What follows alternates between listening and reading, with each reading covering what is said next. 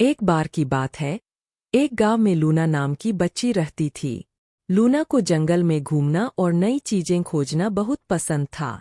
एक दिन जंगल में घूमते हुए उसे एक विशाल और प्राचीन पेड़ मिला। उस पेड़ का तना इतना बड़ा था कि चारों ओर से उसे पकड़ने के लिए कई लोग चाहिए होते। पेड़ के पास जाकर लूना ने देखा कि उसकी जड़ों के पास एक छोटा सा दरवाजा है। दरवाजा थोड़ा खुला हुआ था और लूना की उत्सुकता ने उसे अंदर जाने पर मजबूर कर दिया। जैसे ही लूना दरवाजे के अंदर गई, उसे अजीब सी रोशनी और आवाजें सुनाई देने लगीं। अचानक वह एक चमकदार सुरंग में खींच ली गई। सुरंग के दूसरे सिरे पर पहुंचते ही उसने खुद को एक पुराने जमाने के गांव में पाया।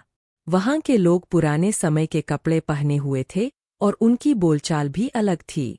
लूना ने समझा कि वह समय में पीछे चली गई है। लूना की मुलाकात अर्जुन नाम के एक लड़के से हुई।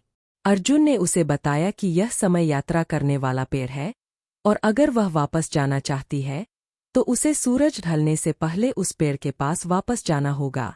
लूना और अर्जुन ने मिलकर गांव के लोगों की मदद की। उन्होंने मिलकर फसल काटी, पशुओं की देखभाल की और बच्चों को पढ़ाया। लूना ने पुराने समय की चीजें देखीं और बहुत कुछ सीखा। लेकिन समय धीरे धीरे बीत रहा था और लूना को वापस अपने समय में लौटना था।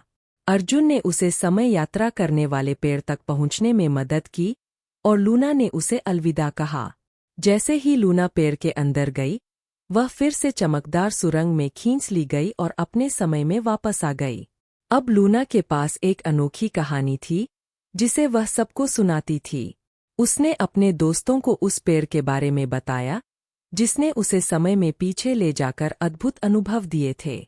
उसकी कहानी सुनकर सभी बच्चे उत्साहित हो जाते थे और उन्हें भी नई चीजें खोजने की प्रेरणा मिलती थी।